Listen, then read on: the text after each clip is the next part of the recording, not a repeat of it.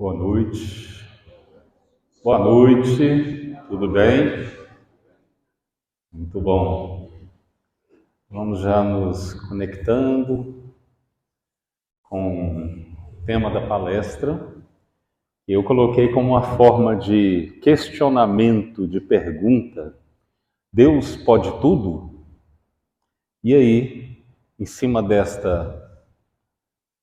deste questionamento, é que nós vamos conversar para tentar entender se realmente Deus pode tudo ou não.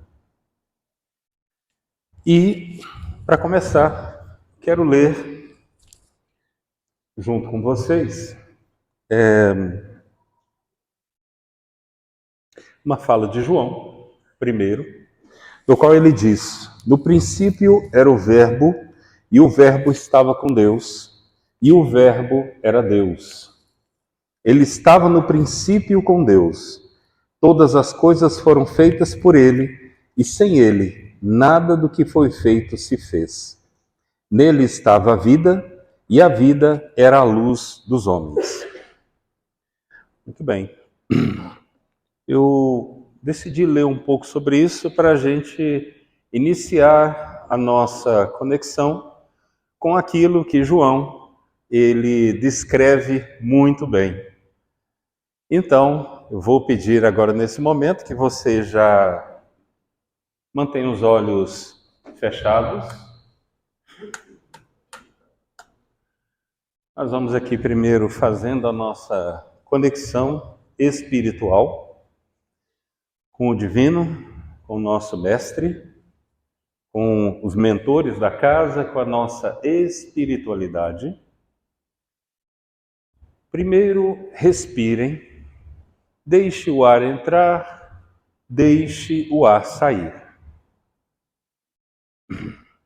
A partir de agora, nós vamos fazendo uma conexão.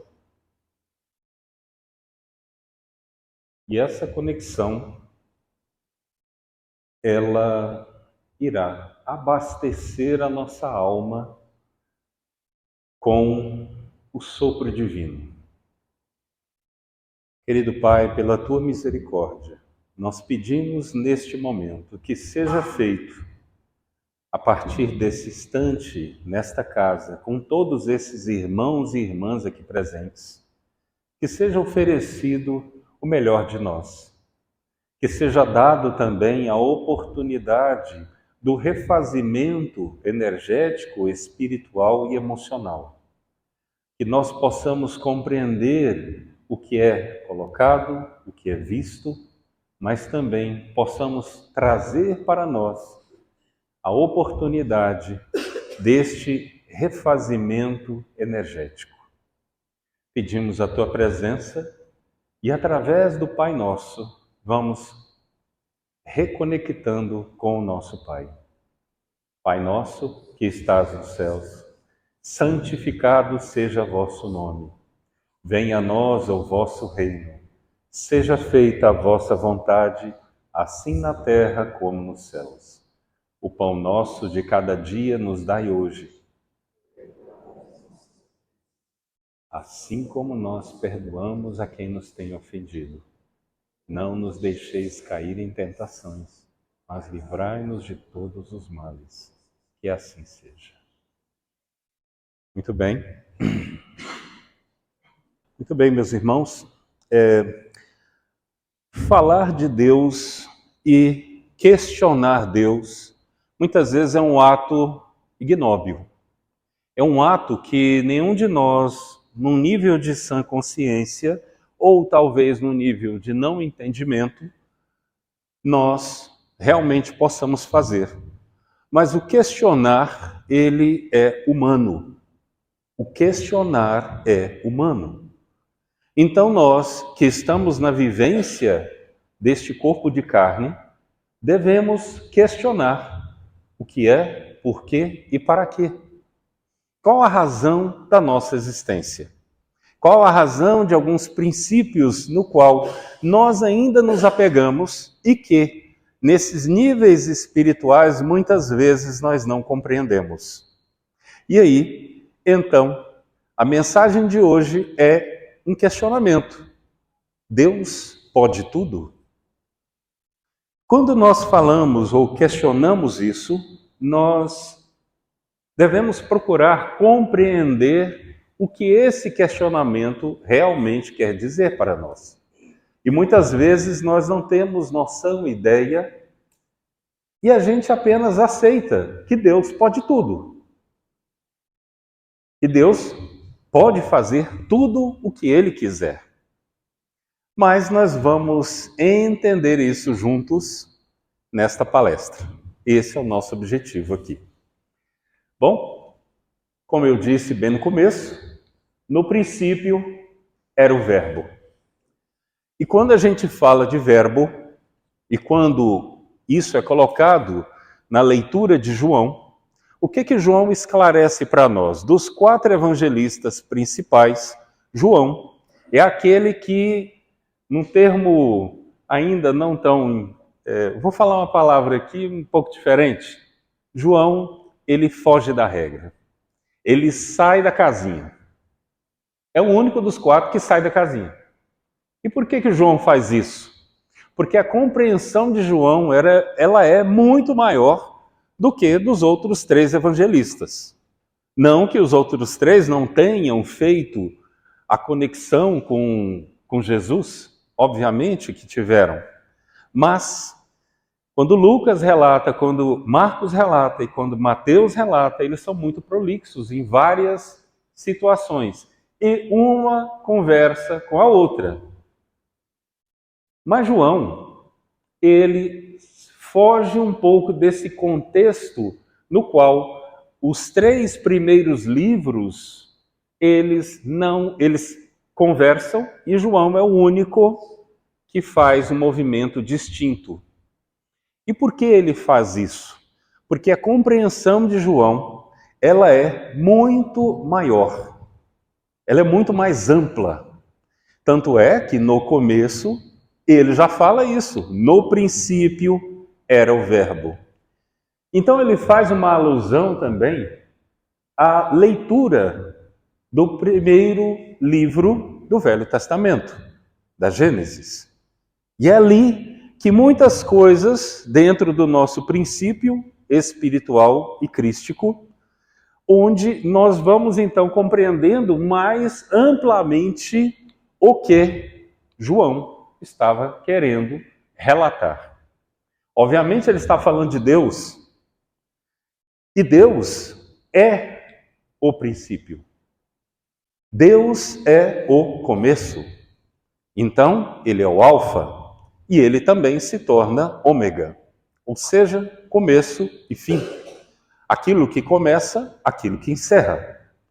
E nós, no nosso movimento espiritual, na nossa forma de agir perante a vida, não conseguimos abstrair, trazer para nós essa compreensão de que nós somos filhos do princípio. E isso abastece o nosso coração, a nossa mente. Mas para que haja esse abastecimento, a gente precisa entender o que é esse princípio, quem é realmente Deus. Por quê? Um processo de reprodução que foi feito até antes de Kardec, nós falávamos muito que Deus é. Deus é isso, Deus é aquilo, Deus é isso, Deus é aquilo. Kardec, então, no Livro dos Espíritos, o primeiro livro, trazido pelo processo de codificação, ele traz o primeiro questionamento. Quem é Deus? O que é Deus? E isso vai nos nortear também para esse entendimento. Então, aqui está a pergunta. Deus pode tudo? Para você que está aqui sentado, que está me ouvindo, no começo você pode até confirmar para mim, sim, Deus pode tudo. Eu não tenho dúvida disso. Correto? É isso? Para a maioria de nós, eu vou dizer 80%, 90%, sim, Deus pode tudo. Eu não posso questionar Deus. Não posso, porque isso vai contra os meus princípios evangélicos, cristãos, espirituais. Porque Deus pode tudo. Ponto. Não é uma interrogação. Mas nós estamos aqui para questionar. E o porquê do questionamento? Porque é assim que Kardec sempre trabalhou em tudo o que ele trouxe para nós. Um processo de aceitar essa conexão com Deus permite que nós possamos compreender Deus na sua plenitude. Bom, então vamos lá. Tem uma premissa. O que é uma premissa? É algo que eu trago para mim num processo de compreensão, de entendimento, e ali dentro dessa premissa eu vou trazer alguns princípios de entendimento. Ok? Tranquilo? Todo mundo? Está acompanhando ou estou muito prolixo hoje? Estou muito prolixo? Não? Está tranquilo? Então está certo. Então vamos junto seguir aqui. Gente, falar de uma premissa é também a gente trazer qual é a função desta casa. O Ramatiz tem uma premissa. E qual é a nossa premissa que a gente divulga, fala para todo mundo, expõe isso, que é justamente falar que toda dor importa. Isso é uma premissa. Toda dor importa. Então, para nós aqui do Ramatiz, nós não temos dúvida. A sua dor, ela não tem tamanho, ela não tem se é maior ou menor, se dói menos ou dói mais. É dor, é dor. Ah, então isso nos importa. Quando então você coloca essa premissa, você então está se baseando a partir daquele momento que aquela premissa é importante. E aí, qual é a sua premissa?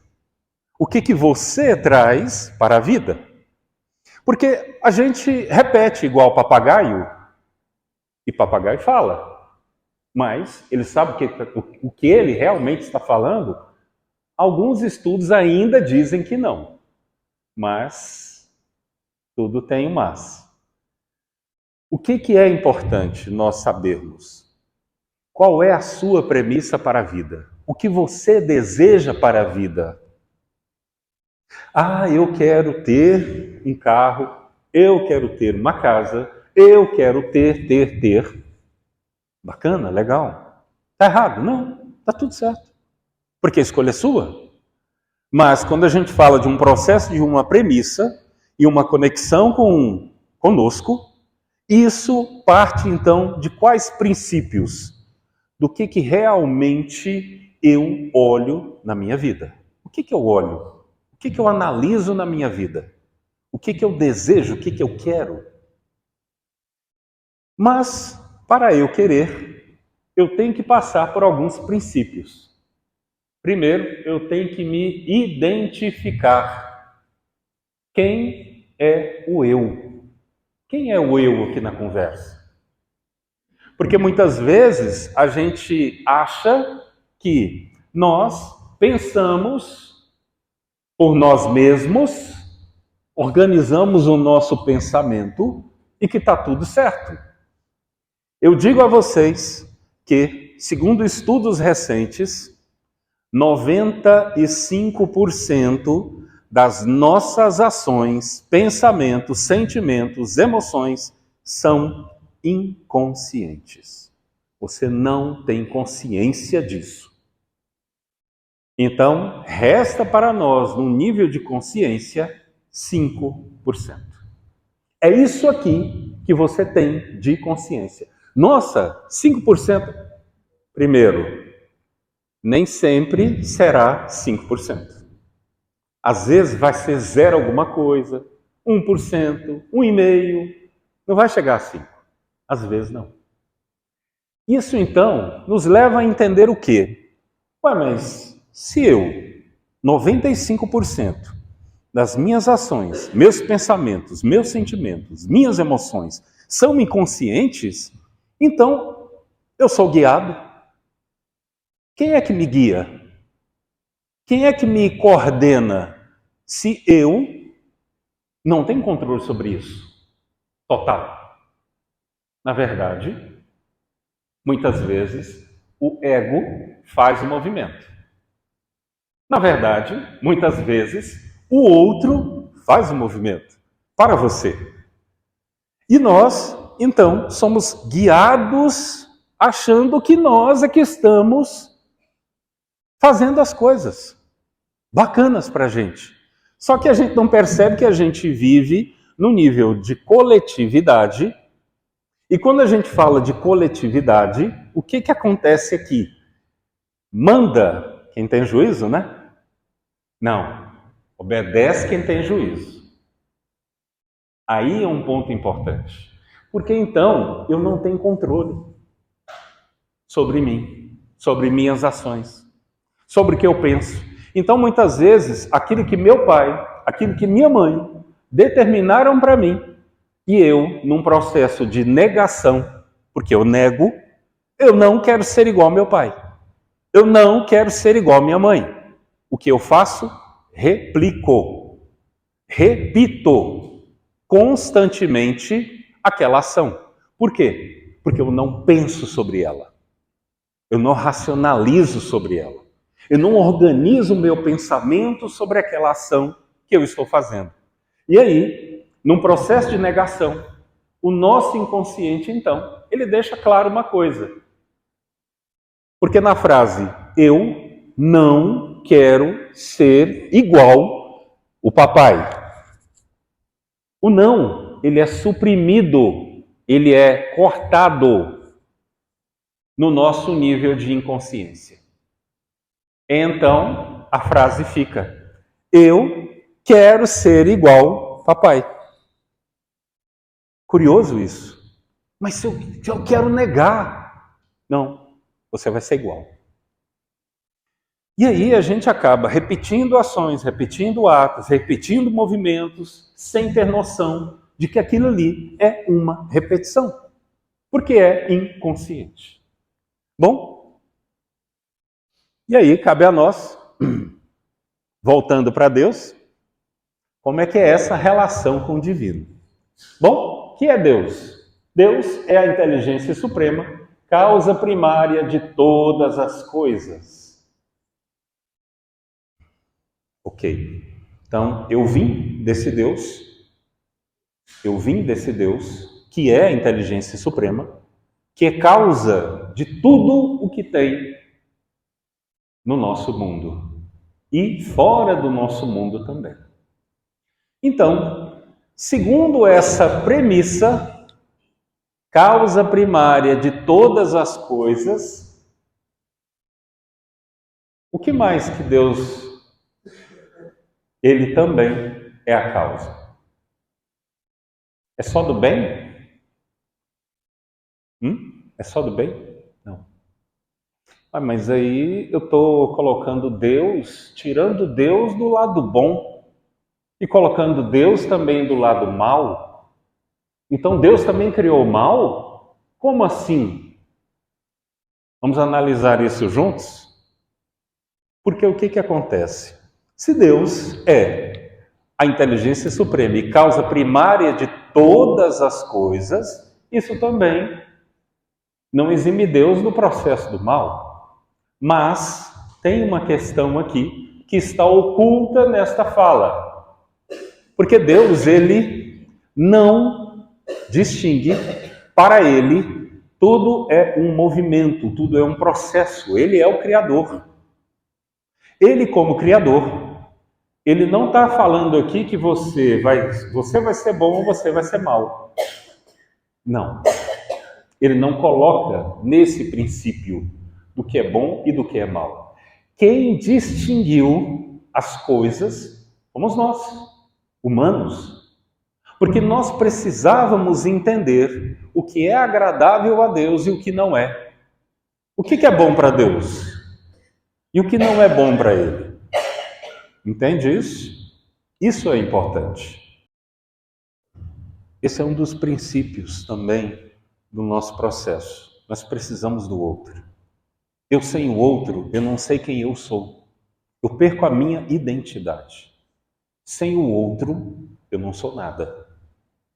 Eu posso ser um animal, posso ser uma árvore, pode ser uma pedra, posso ser qualquer coisa.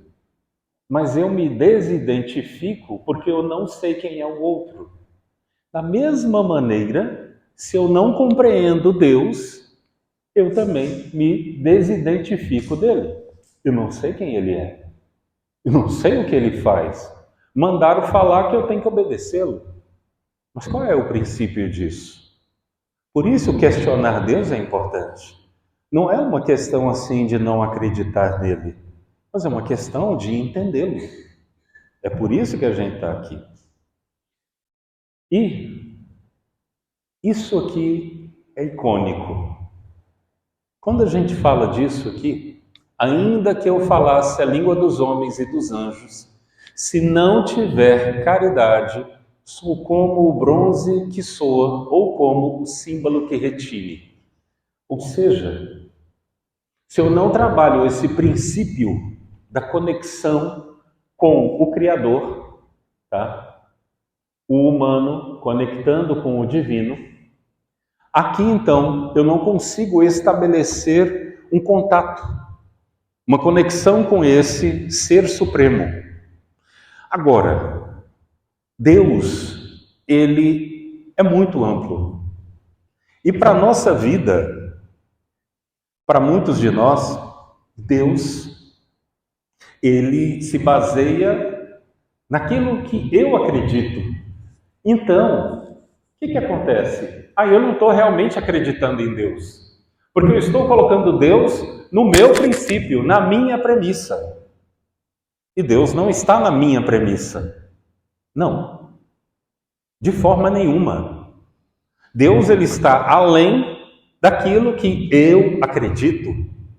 Então, muitas vezes é a mesma coisa, que a pessoa está lá torcendo para o time de futebol e ainda fala, não, Deus é brasileiro.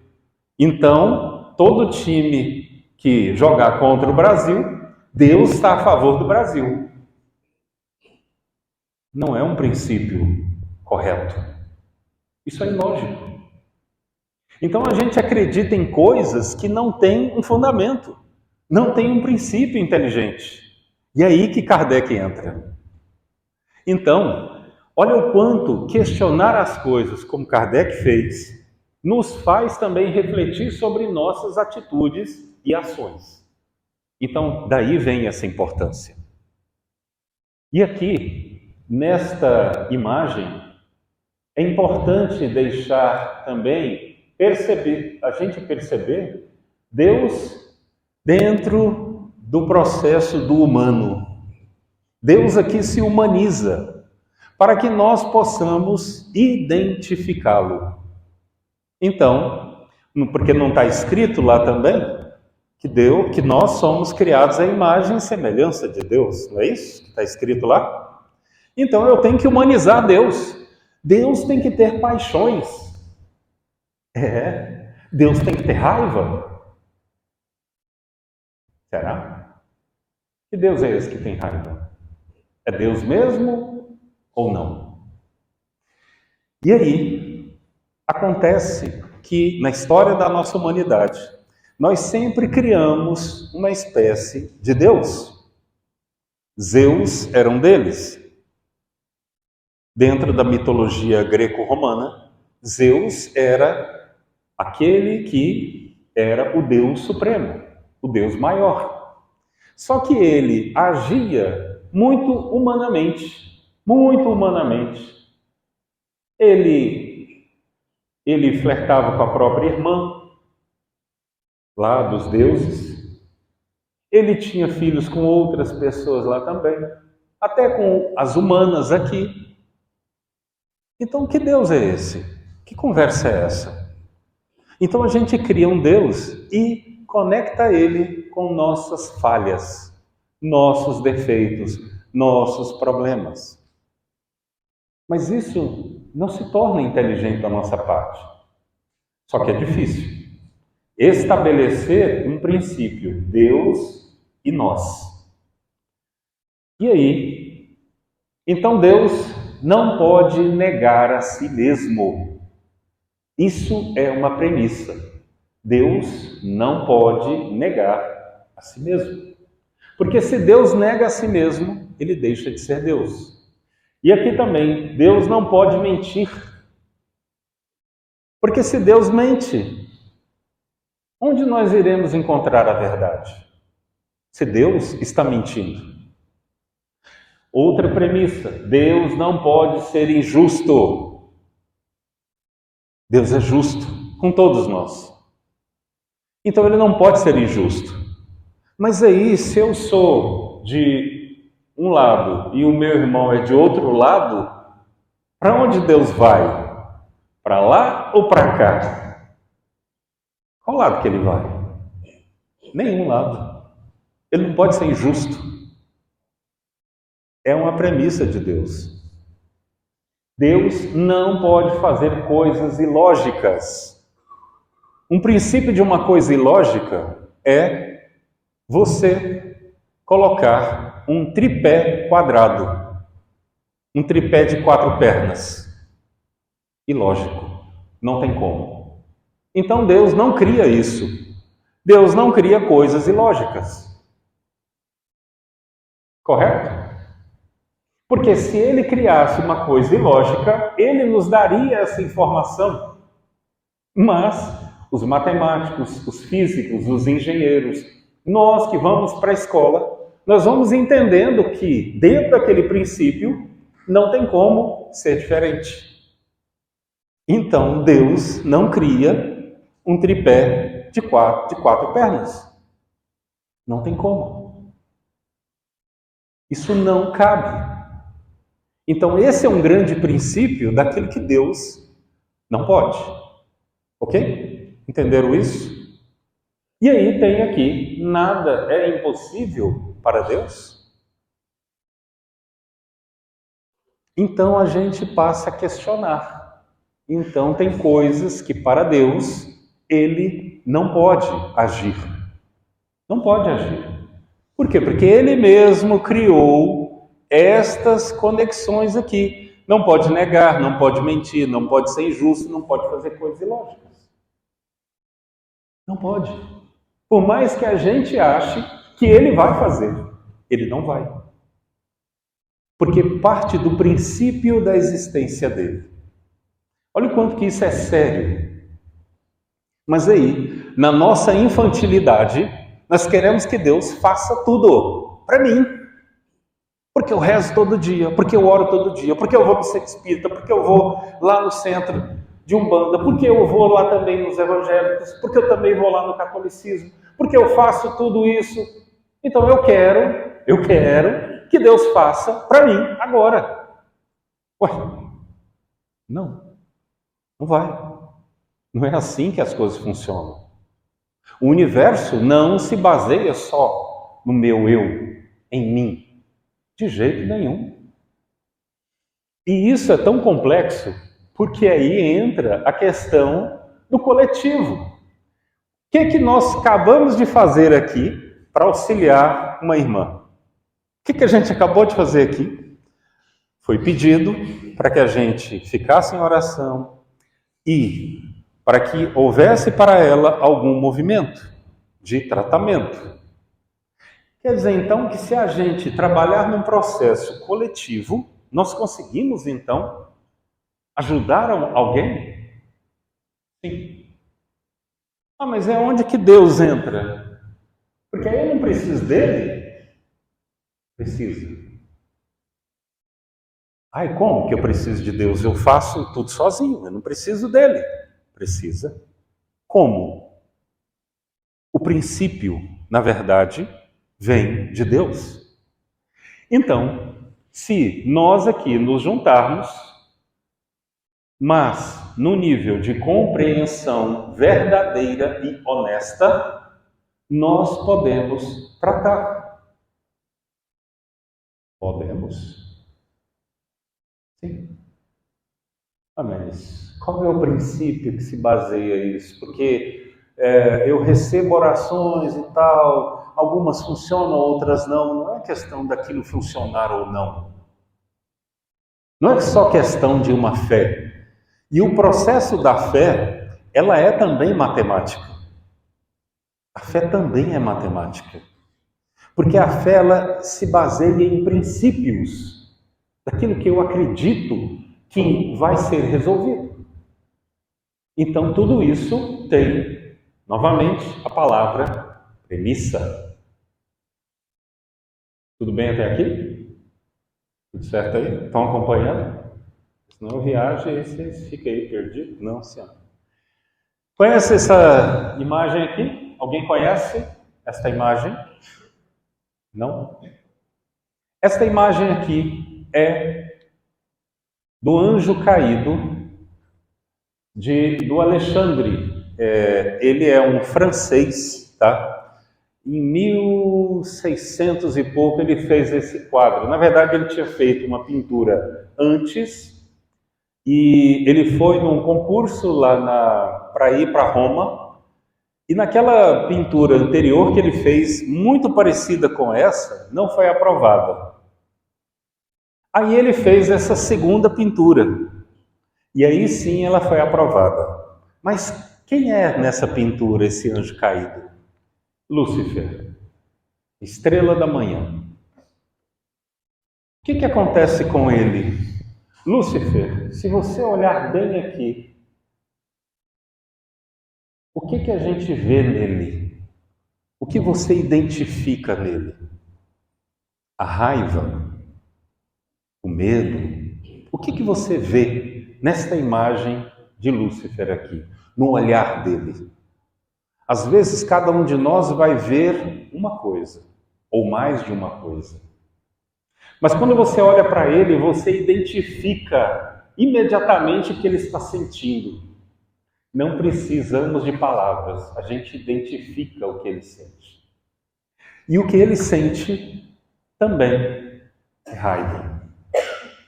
E aqui, à medida que ele vai tocando as asas dele na terra, as asas vão se escurecendo. Ele vai perdendo a brancura, a alvura da asa que ele recebeu. Então ele vai se tornando um humano, um ser que aqui está. E os anjos aqui, como se estivessem num movimento, sabe, terrível para Lúcifer, estão lá tocando as trombetas, se unindo, e ele sabendo que nunca mais.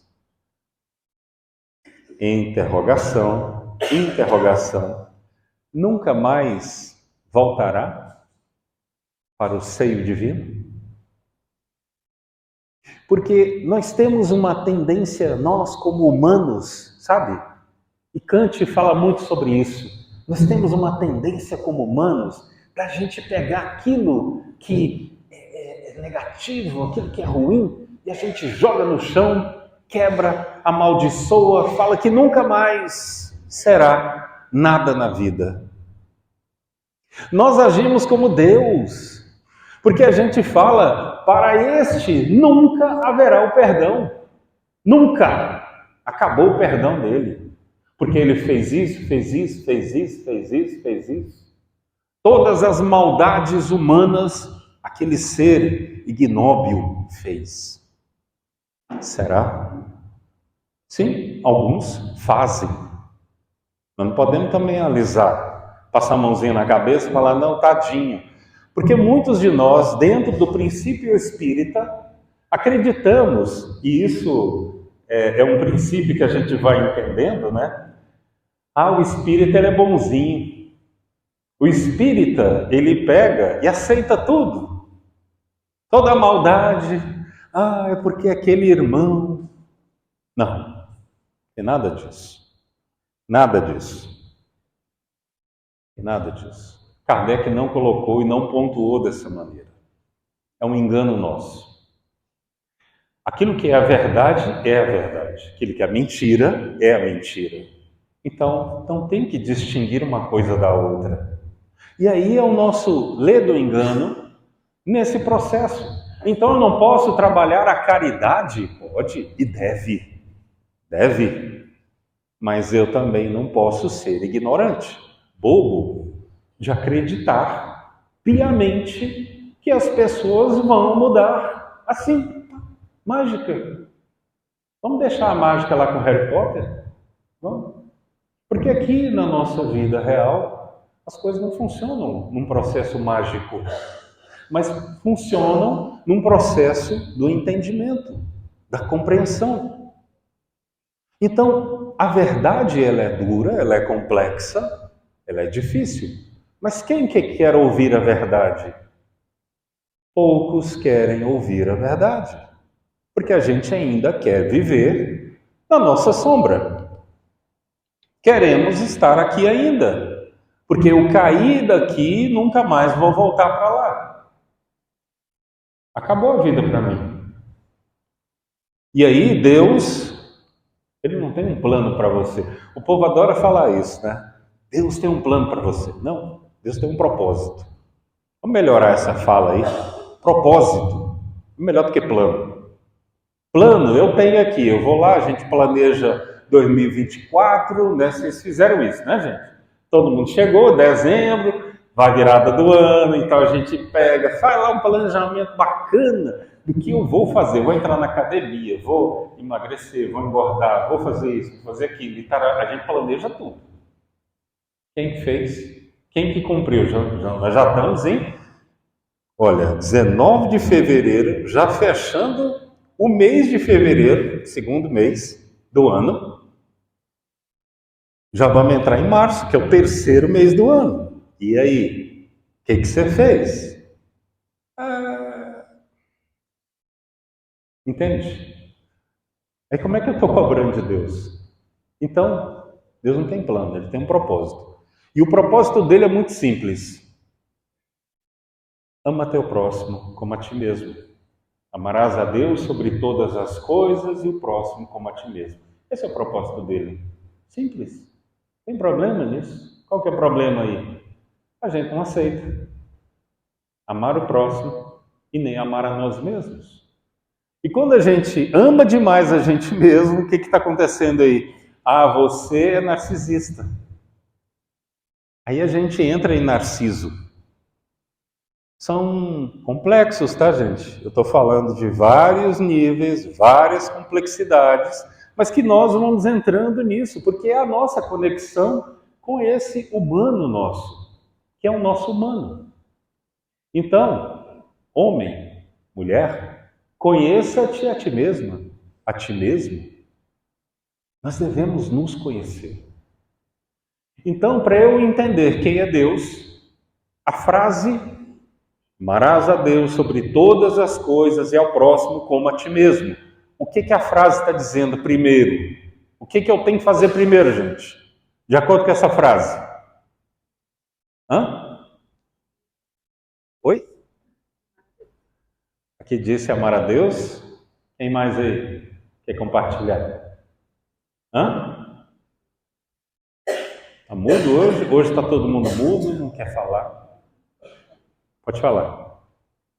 Amar a Deus, próximo, a ti mesmo. Então esse é o primeiro, né? Tá.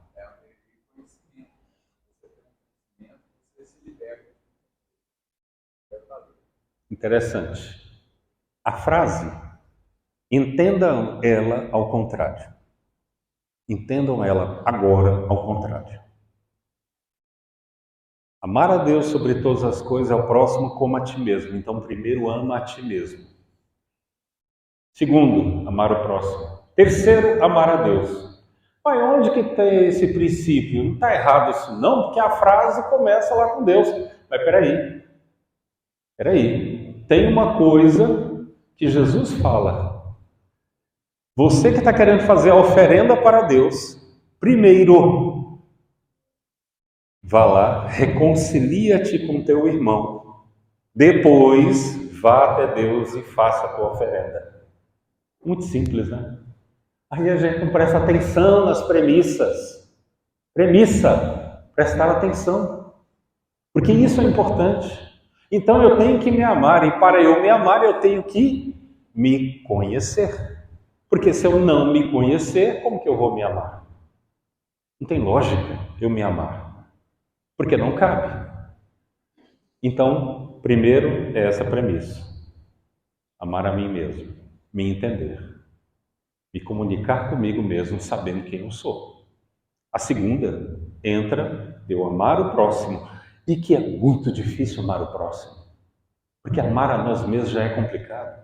Agora pensa amar o outro. Caramba! O outro tem que ser meu filho, tem que ser minha esposa, tem que ser meu esposo, o outro tem que ser meu parceiro, minha parceira, o outro tem que ser isso, tem que ser aquilo. Aí eu começo a colocar regras para eu amar o outro. Jesus não falou nada disso. Não estabeleceu regra nenhuma. Já estou sendo expulso, é isso que vocês estão aí agora, reunidinho? Ah, tá. Desculpa. Tá bom. Ok. Aqui. Olha para isso. Olha para essa imagem. Esse aí é uma imagem do nosso mestre, onde ele está sozinho no deserto.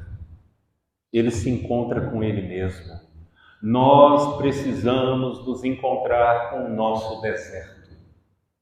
Olhar para ele e entender que esse deserto, este lugar inóspito, esse lugar que ninguém dá conta de habitar, é lá que eu, minhas sombras, minhas dores vivem. E ali eu tenho que entender essa dor, essa sombra, esse processo. E Jesus fez esta jornada dentro dele mesmo, num princípio humano, para mostrar para nós, olha, o deserto faz parte, é integrado a nós. Ah, mas eu não aceito esse deserto, porque... Não, meu filho, calma, respira, está tudo certo. Ninguém está aqui para julgar.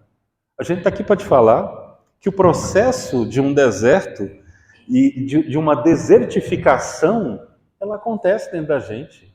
Tem hora que a gente olha e fala, eu não consigo amar o próximo.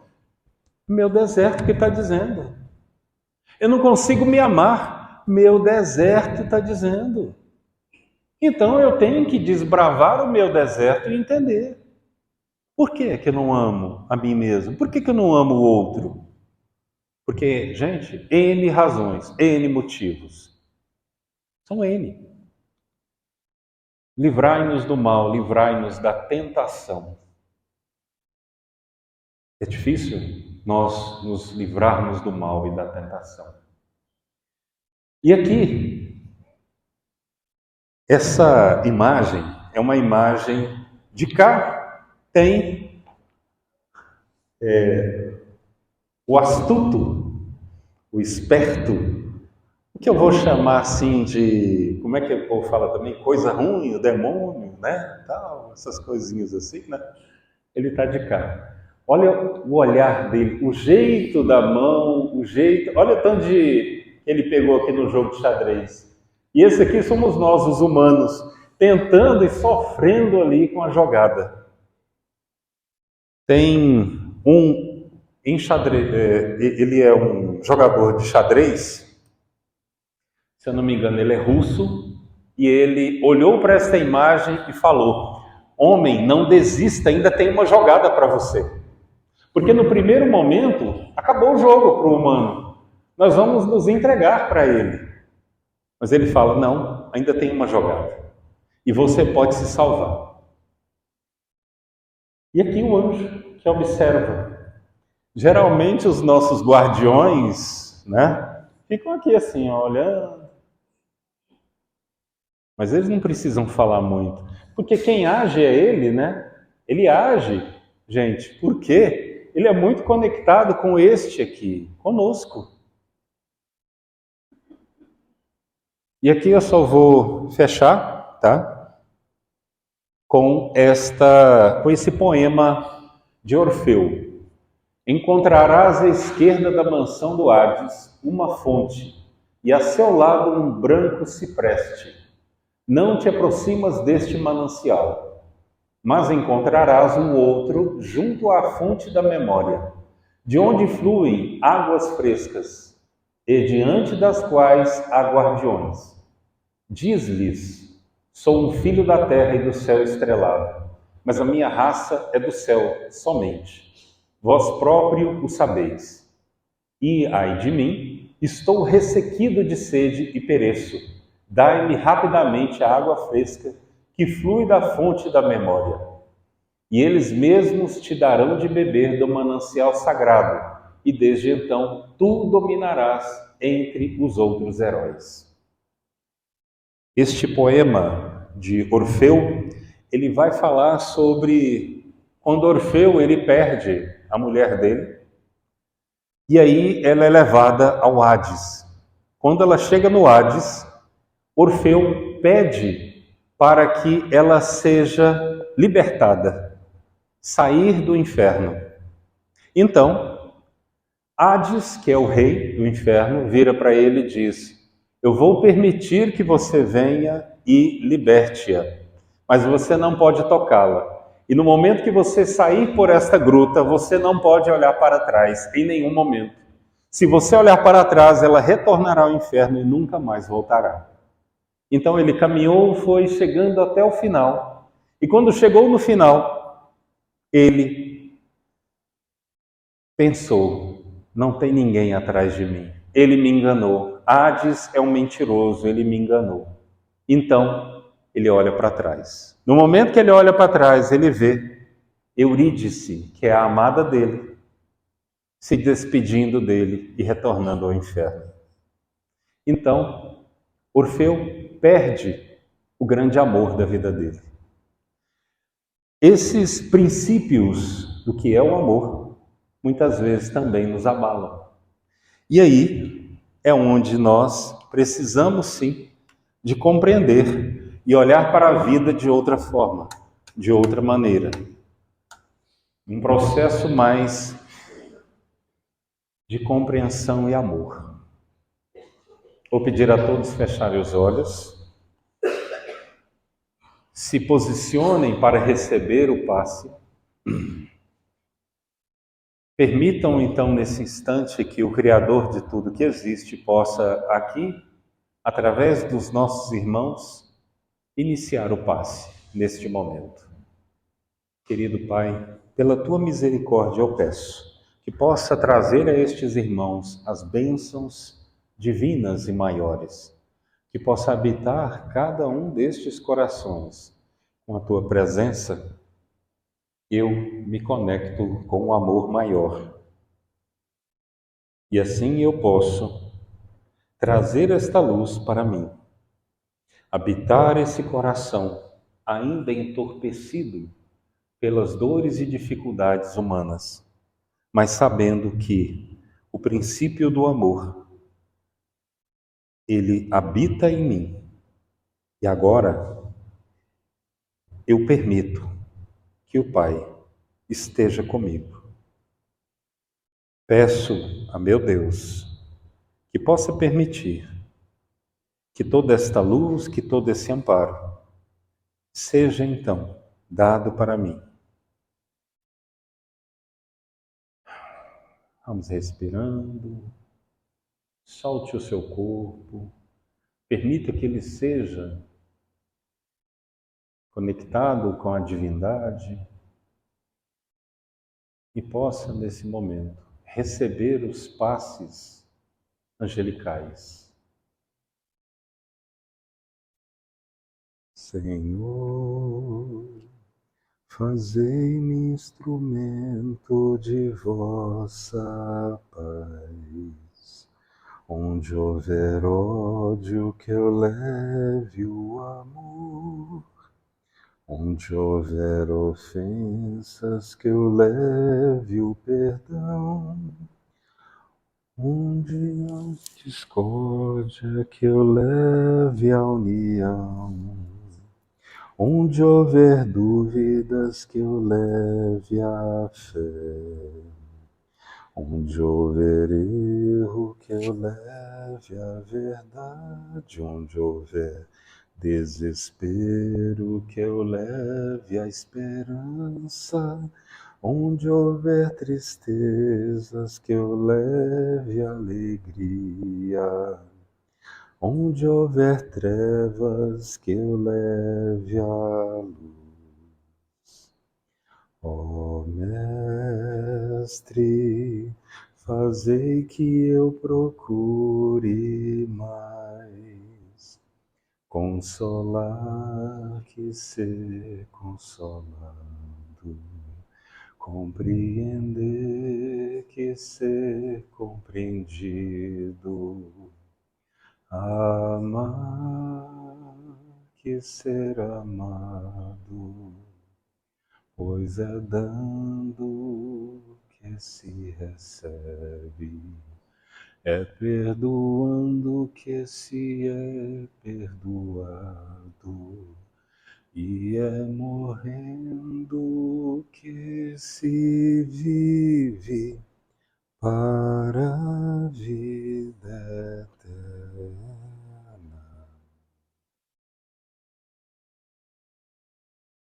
Vamos nesse momento agradecer os passes recebidos, pedindo também para que a gente possa estar melhor do que quando chegamos, junto aos nossos mentores e à espiritualidade. Que assim seja.